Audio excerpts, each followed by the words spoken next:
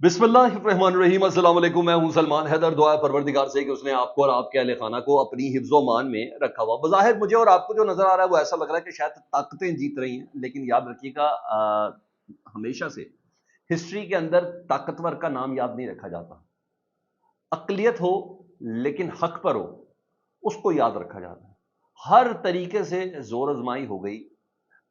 खुद मौलाना फजल रहमान साहब बता चुके अपने अरकान के हवाले से, बीएनपी के मेंगल साहब बता चुके अपने अरकान के हवाले से। वो आंसू, वो तकलीफ, अज़ियत सबने सारी दुनिया के सामने देखा। किसी की बीवी उठा ली गई तो कोई खुद से गायब, और किसी के बच्चे के सीने से खाल उतारने तक की वीडियो उसकी मां को दिखाई गई। ये सब पाकिस्तान में हो रहा है। लेकिन हाँ, बज़ाहिर ऐसा ज़रूर लग रहा है कि ताकतवर कामयाब हो रहा है। जो अभी सिचुएशन है उससे ज़रा मुतल्लिक मैं आपको थोड़ा आगाह करूँ कि पाकिस्तान तहरीक इंसाफ ने मौलाना फजल रहमान से भी वो फाइनल मुलाकात कर ली और फिर फाइनल प्रेस कॉन्फ्रेंस भी हो गई, जिसमें मौलाना फजल रहमान साहब और बैरिस्टर गौहर साहब मौजूद थे। पाकिस्तान तहरीक इंसाफ का स्टांस बिल्कुल क्लियर और जिसको मुकम्मल 100% ओन किया मौलाना फजल रहमान साहब ने।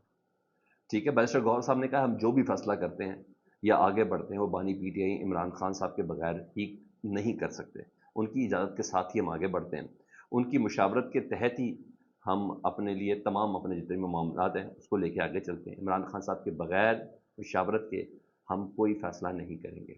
आइनी तरमीम एक संजीदा मामला है और हम मौलाना के किरदार के बेहद मशकूर हैं, और इमरान खान साहब हमारे चेयरमैन थे, हैं और रहेंगे, और उन्हीं के मशवरे से हम आगे बढ़ेंगे।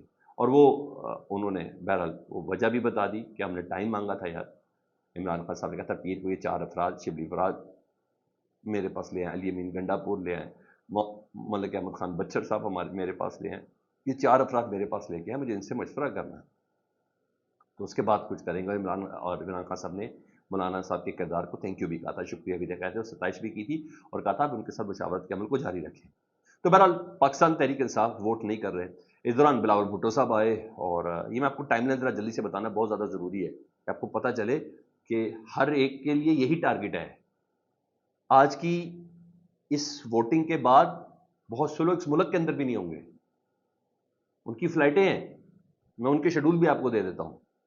अच्छा जी, इस पे बिलावल भुट्टो साहब ने बताया कि मौलाना फजल रहमान ने मुझसे रब्ता किया और उन्होंने कहा कि हम अपने वादे की बाजदारी करेंगे, हमारे अरकान आपकी तरफ आ रहे हैं, फिर अपना अपना वोट डालने का पूरा हक, पूरा वोट डालेंगे आपके साथ, और मौलाना फजल रहमान साहब की जमात हम वोट डाल रही है। इस दौरान JUI के जो सेनेटर थे ना, अब्दुल शकूर साहब, जिनसे मुतल्लिक मौलाना साहब ने कहा था कि अगर आपने बदमाशी करी तो फिर बदमाशी का रास्ता हम बताते हैं। हमारे एक सेनेटर, उसकी फैमिली मेरे पास आके पना लिए हुए मेरे घर में, वो थे अब्दुल शकूर साहब, जिससे मुतल्लिक था उनको अगवा कर लिया गया है, मिसिंग कर दिया गया है, जो कुछ भी है। मैंने बताया कि उनकी फैमिली मौलाना फजल रहमान साहब के घर में बना ली थी। वो अचानक पार्लियामेंट पहुंच गए। उन्होंने कहा मेरी अपनी कोई मसरूफियत थी जिसकी वजह से मैं सामने नहीं आ रहा था, और बहरहाल मजीद चीज़ें 2 घंटे के अंदर आपके मेरे सामने क्लियर हो जाएंगी। अभी कौमी असम्बली में बहुत से मामला बाकी हैं, इसलिए 2 घंटे की बात कर रहा हूँ। मौलाना फजल रहमान साहब ने भी कुछ पॉइंट्स और मजीद क्लियर करने हैं। बहरहाल जिस वक्त मैं हूँ उसका सेनेट के अंदर इजलास का आगाज़ हो चुका, और इसके बाद कौमी असम्बली के अंदर होगा।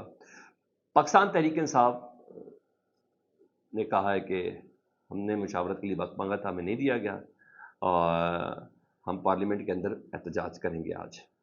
और मौलाना फजल रहमान साहब ने भी उनके एहतजाज का जो हक है वो दिया है। उन्हें कहा वो एहतजाज का हक उन्हें इस्तेमाल करना चाहिए। मौलाना फजल रहमान साहब कहते हैं मजबूरी तौर पर हमने काले सांप के दांत तोड़ दिए। अब काला सांप वो किसे कह रहे हैं? मेरे ख्याल इस काले आइनी मुसव्वदे को जो 15 सितंबर को हुआ था, रात के आखिरी पहर उनको पहुंचाया गया था काले शॉपर बैग के अंदर। उस वक्त उन्होंने कहा था ये काला आइनी तरमीम है।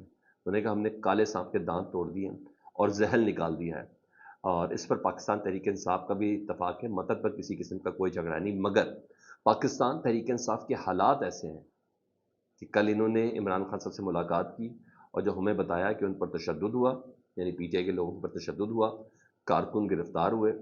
अगर वोटिंग में हिस्सा नहीं ले रहे तो मैं भी तस्लीम करता हूँ ये उनका हक बनता है। इमरान साहब ने बताया कि किस तरह का जुल्म हो रहा है इस टाइम, जिस तरह लोगों को मारा जा रहा है, लोगों को उठाया जा रहा है, लोगों को ब्लैकमेल किया जा रहा है, लोगों को लालच दी जा रही है। उस तमाम साए के अंदर मैं इस आइनी तरमीम का हिस्सेदार बनने पर मजबूर हूँ। क्यों?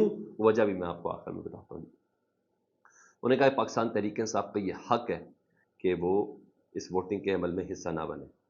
हमने मिलकर मेहनत की, लेकिन एक पार्टी की अपनी मखसूस पोजीशन है, اس لیے جبر نہیں کر سکتے پاکستان تحریک انصاف کو. اور بائیکاٹ کا فیصلہ پاکستان تحریک انصاف بائیکاٹ کے فیصلے پر ہے. حق ہے نہیں بولا انہوں نے کہا بالکل حق پر ہے جو ان کے ساتھ ہو رہا ہے اس پر. اگر چھوٹا موٹا کوئی تحفظ رہ گیا تو ہم دیکھتے ہیں، یعنی ابھی جب مولانا صاحب قومی اسمبلی پہنچے گے تو ان تحفظات پر بات ہونی ہے.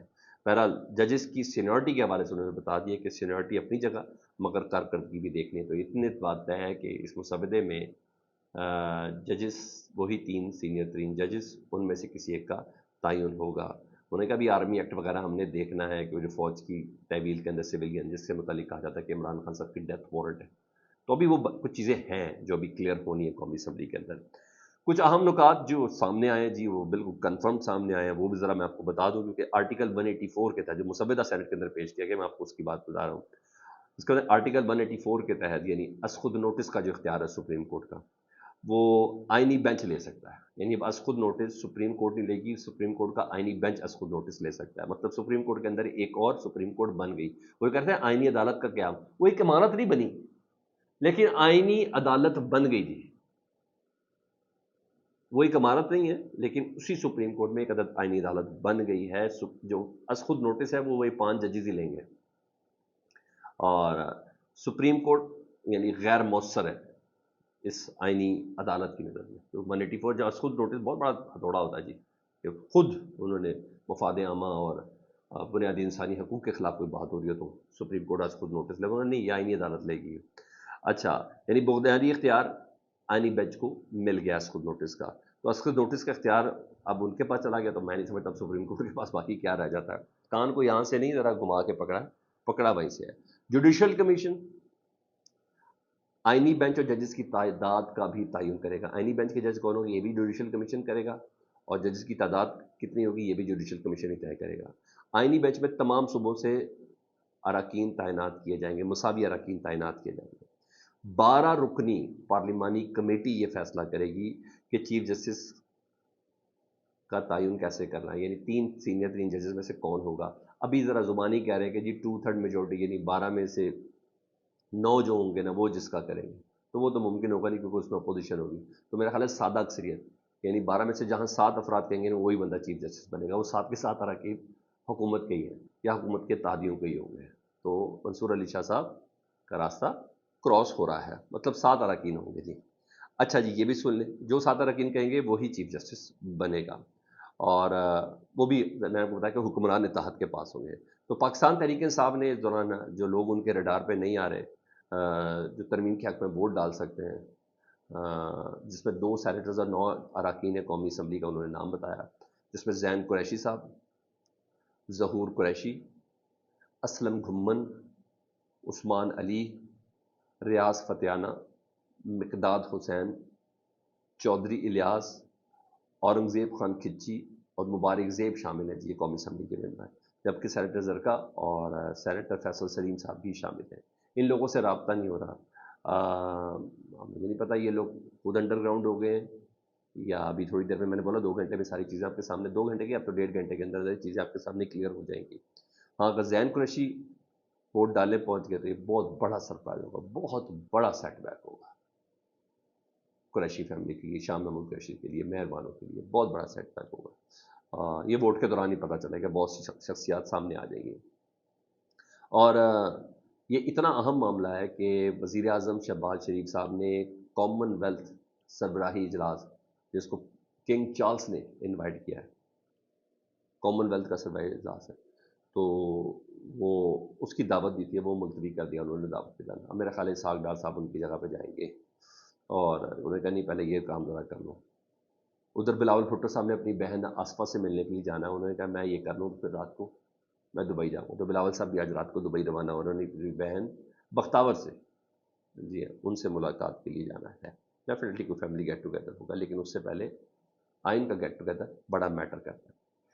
اچھا، اس سیناریو میں نا میں ذرا تھوڑا سا جے یو آئی کی پوزیشن آپ کو واضح کرتا ہوں. کامران مرتضیٰ صاحب جو جے یو آئی کے مسودے کے روح رواں ہیں، سینیٹر ہیں، انہوں نے اپنی مجبوری بھی بتائی ہے کہ ان کا ووٹ ڈالنا، جے یو آئی کا ووٹ ڈالنا کیوں ضروری ہے.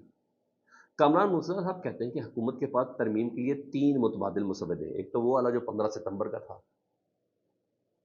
ٹھیک ہے، اس کے بعد وہ جس میں کچھ چیزیں مزید ایڈ کی گئی تھی نون اور پیپلز پارٹی میں جس میں اتفاق تھا، تیسرا وہ جس میں ہمارے جو گزارشات تھی وہ بھی شامل کی گئی ہیں۔ انہوں نے کہا اگر ہم نے ووٹ نہیں ڈالا نا تو حکومت اپنا من مانا مسودہ پاس کرا لے گی،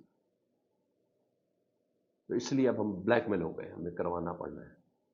اور انہوں نے کہا دعا کریں ہم سے کوئی غلط فیصلہ نہ ہو جائے، کیونکہ ابھی ملٹری کوڈ والا معاملہ اور آئین کا آرٹیکل 19 اور ملٹری کوڈ والا آرٹیکل 8 ابھی اس پر کام ہے، ابھی اس پہ کنسنسس ہونے باقی ہے۔